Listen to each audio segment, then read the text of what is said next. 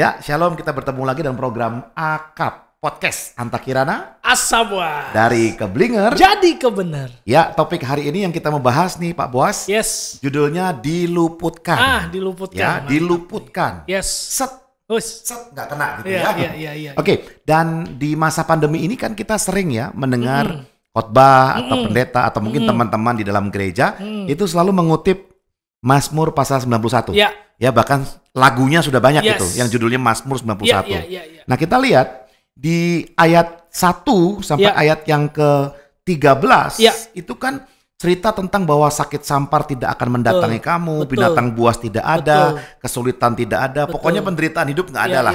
Dan ada yang berkata kuncinya di ayat 14 katanya. Katanya begini, Mazmur 91 ayat 14. Sungguh hatinya melekat kepadaku, maka aku akan meluputkannya. Aku akan membentenginya sebab ia mengenal namaku. Jadi ada keyakinan bahwa kalau sampai kamu tidak melekat dengan Tuhan, maka semua hal buruk itu bisa datang dalam kehidupanmu. Tapi kalau kamu melekat dengan Tuhan, dekat dengan Tuhan, kamu akan diluputkan. Nah, ini apakah benar seperti itu maknanya? Nah, oke. Memang banyak yang keblinger gara-gara cuma baca sepotong gitu ya Pak. Atau memahaminya cuma sebagian, parsial. Nah, tapi kalau hari ini kita lihat dari konteks Mazmur 91, khususnya di ayat 14, yang tadi Pak Anta udah baca, teman-teman, kita harus tahu dulu, ternyata kata meluputkan itu atau diluputkan pakai kata kalat.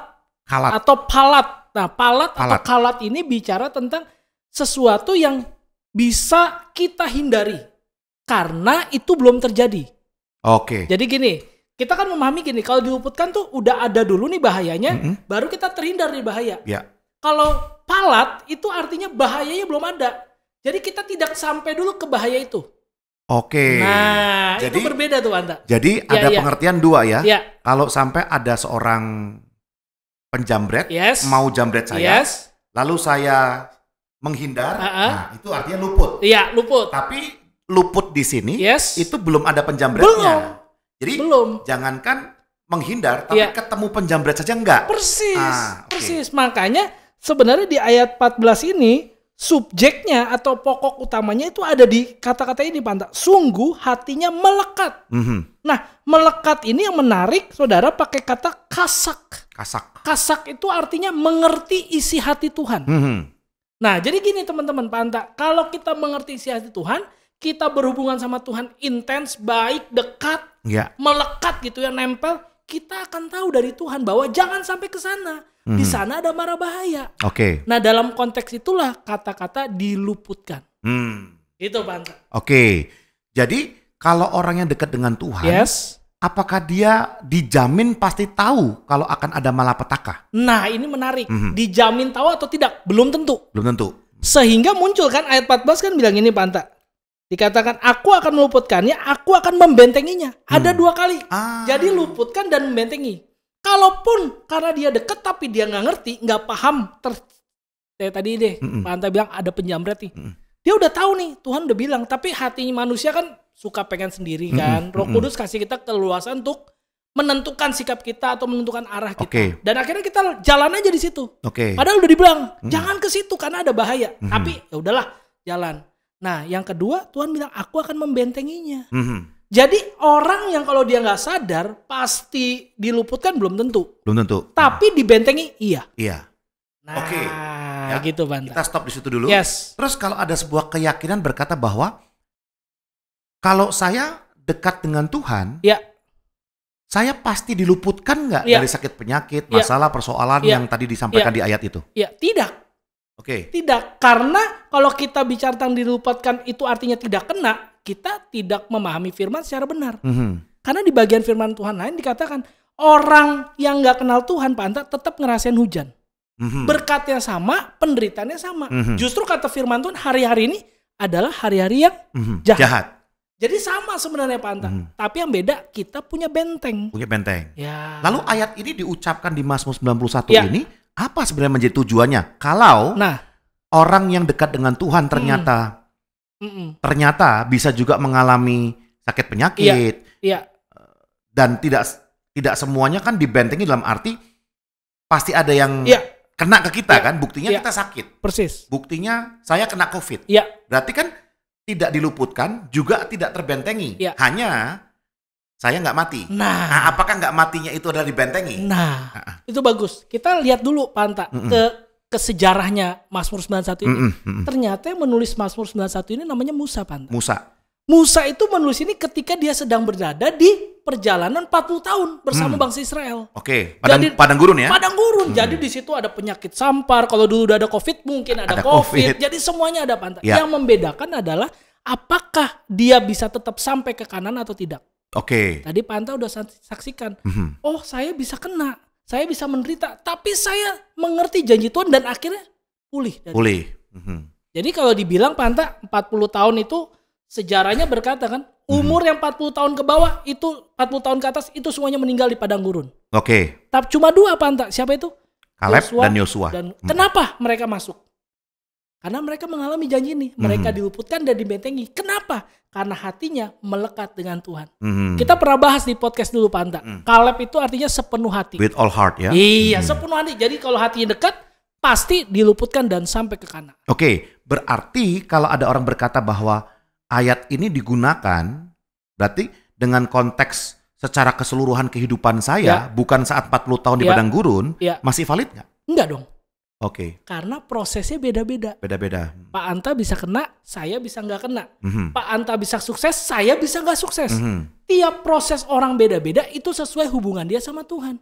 Jangan kita bilang ini, oh janji firman Tuhan ini berlaku juga buat saya.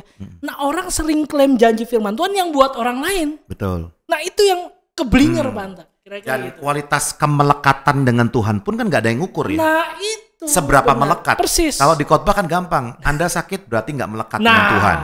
Anda sukses karena Anda melekat.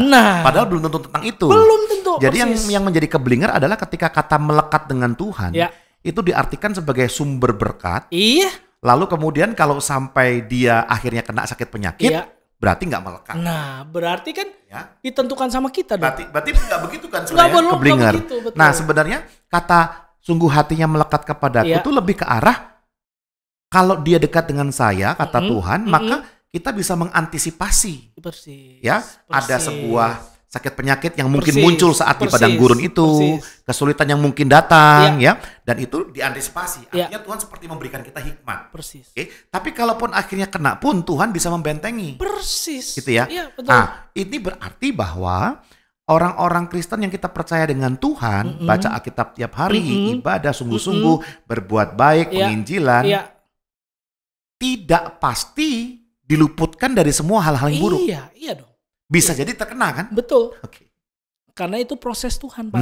Ini ayat 15-nya saya baca ini. Tadi kan 14, ini 15. Bila ia berseru kepadaku, aku akan menjawab. Aku akan menyertai dia dalam apa, Pak? Kesesakan.